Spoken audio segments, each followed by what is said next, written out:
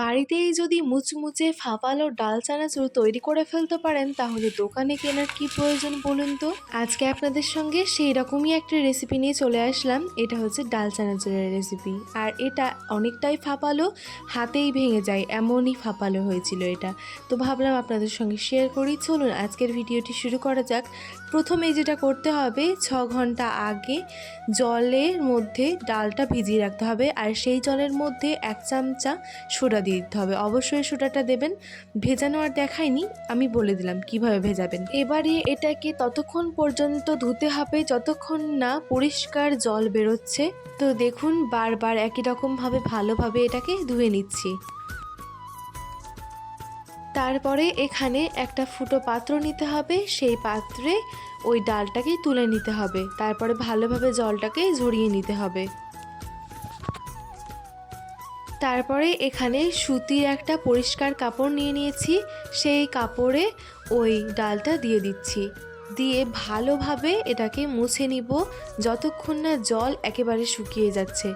একদম জল থাকা যাবে না, জলটাকে ভালোভাবে কিন্তু শুকিয়ে নিতে হবে, মুছে নিতে হবে এইভাবে একটা কাপড়ের সাহায্যে। আপনারা এখানে টিস্যু পেপারও ব্যবহার করতে পারেন, কোনো সমস্যা নেই।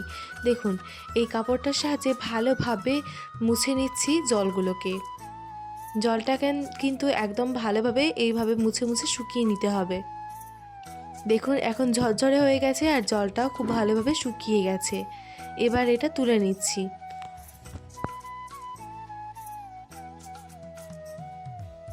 এবার এখানে একটা কড়াইতে তেল গরম করতে দিয়ে দিয়েছিলাম, সাদা তেল। তারপরে তেলটা ভালোভাবে গরম হয়ে গেলে এর মধ্যে অল্প একটু ডাল দিয়ে দিব। তারপরে একটু একটু করে নাড়াতে থাকবো। নাড়াতে নাড়াতে এক সময় দেখবেন ডালগুলো ভাজতে শুরু করবে। দেখুন ভাজতে শুরু করেছে ডালগুলো, এক এক করে সব ডালগুলোই উপরে ভেসে উঠবে। যখন ভেসে উঠবে তখন বুঝে নেবেন ভালোভাবে ফাপালোভাবে একদম এটা ভাজা হয়ে গেছে। দেখুন কতটা উপরে উঠে উঠে যাচ্ছে নিজে নিজেই। অল্প অল্প করে একটু নাড়িয়ে দিতে হবে, দিয়ে একটু হালকা করে লাল করে ভেজে নিতে হবে। যেমন হয় আপনারা জানেন তো কেমন ডাল চানাচুর হয়, সেরকমভাবে ভেজে নিতে হবে। তারপরে এটাকে তুলে নিচ্ছি একটা ফুটো পাত্রে, যাতে তেলটা ভালোভাবে ঝরে যায়। যখনই ডালগুলো উপরে উঠতে শুরু করবে তখন বুঝে নেবেন হয়ে গেছে, তখন আস্তে আস্তে ওঠাতে শুরু করবেন। এইভাবেই নানি এক এক করে ভাজছিল আর আমি এখানে বসে বসে পাঁপড় খাচ্ছিলাম।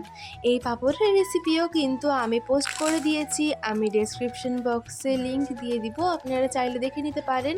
এটা হচ্ছে 1 কাপ চালের আটা দিয়ে মুচমুচে একদম মুচমুচে পাঁপড় রেডি করেছিল নানি। তো আমি ওটাও ভিডিও করে পোস্ট দিয়েছি, দেখে নিতে পারেন। তো সেইগুলো ভাজা হয়ে গেছে ডালগুলো। তারপরে এখানে কিছুটা বাদাম ভেজে নিলাম বাদাম দেওয়ার জন্য। তো দেখুন এগুলো কি সুন্দরভাবে ভাজা হয়ে গেছে, আর এখানে ওই বাদামটা ভাজছে। বাদামটাও ভালোভাবে ভেজে নেওয়া হয়ে গেছে। এবার বাদামটা ভেজে ওটার উপরে দিয়ে দিলাম, তুলে নিলাম।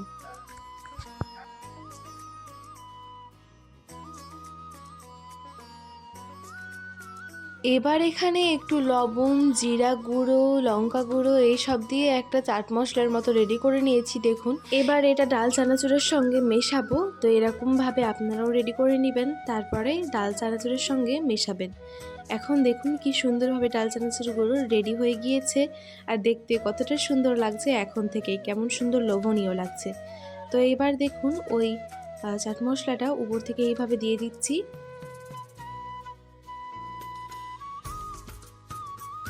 এবার এটা ভালোভাবে মিশিয়ে নিচ্ছি চানাচুরের সঙ্গে।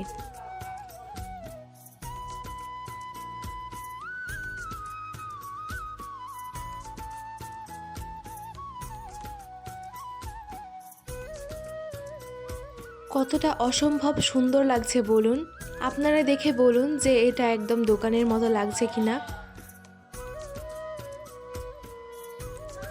তো দেখুন এটা রেডি করে নেওয়া হয়ে গেছে। এবার এটা আমি দেখাচ্ছি এইভাবে তুলে, যেটা কতটা সুন্দর হয়েছে। একটা ভেঙেও দেখিয়ে দিচ্ছি যে ভেতরটাও কতটা ফাঁপালো হয়েছে। দেখুন কি সহজে ভেঙে গেল। এবার আমি একটু খেয়েছিলাম, খেয়ে আমি একটু ভিডিও নিয়েছিলাম। তো আমার এই ভিডিওটি কেমন লাগলো, রেসিপিটি কেমন লাগলো অবশ্যই কমেন্টে জানাতে ভুলবেন না। ভিডিও ভালো লাগলে চ্যানেলটিকে সাবস্ক্রাইব করবেন, পেজটিকে ফলো করবেন। সবাই ভালো থাকুন, সুস্থ থাকুন, ধন্যবাদ।